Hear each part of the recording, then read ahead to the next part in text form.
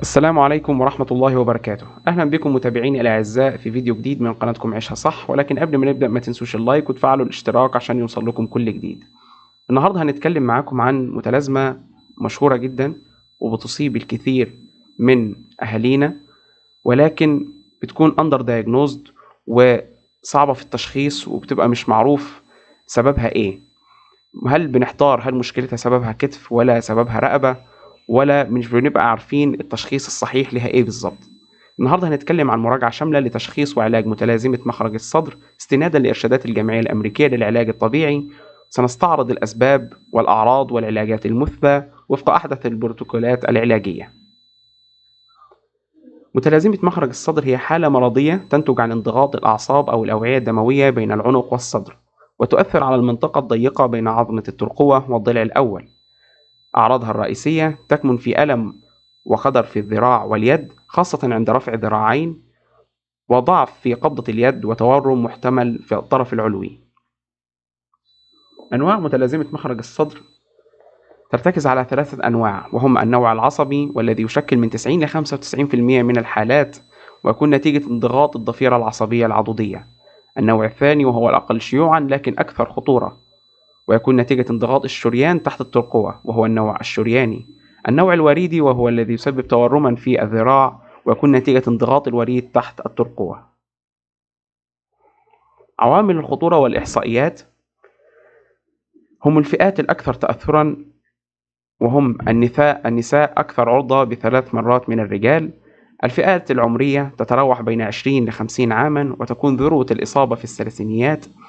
المهن عالية الخطورة هم العاملون في المكاتب والحرفيون والرياضيون والموسيقيون، والأنشطة المرتبطة بالعمل المتكرر باليدين وحمل الأوزان واستخدام الحاسوب لفترات طويلة.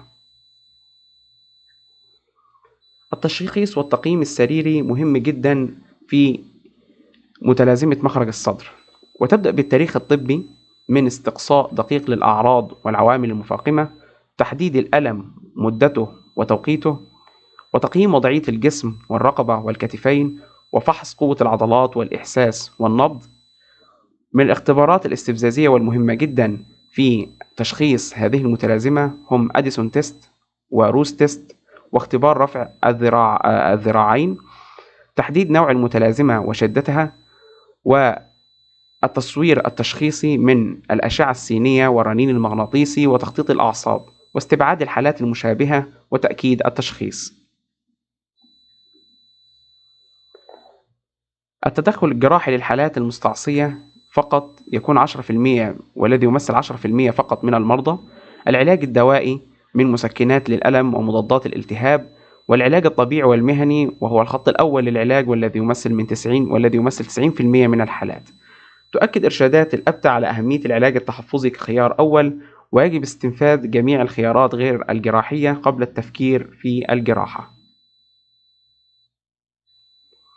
العلاج الطبيعي في حالات الثوراسيك أوتلت سيندروم أو متلازمة مخرج الصدر يشمل العلاج اليدوي من تحريك للمفاصل لزيادة المرونة وتمديد العضلات المتوترة وتخفيف نقاط الألم العضلية، وتمارين علاجية من تقوية عضلات المثبتة للكتف وتحسين وضعية الجسم وزيادة مرونة العمود الفقري. ومن الوسائل المساعدة أيضا العلاج بالحرارة والبرودة والتحفيز الكهربي العصبي وتقنيات الاسترخاء والتنفس.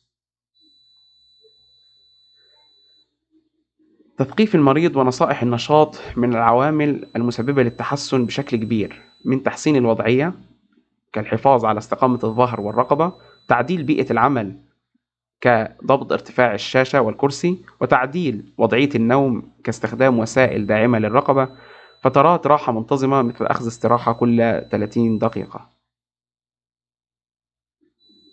يجب متابعة المريض دوريا كل أسبوعين لتقييم الاستجابة للعلاج وتشجيع المريض على الإبلاغ عن أي تغيرات في الأعراض فورا.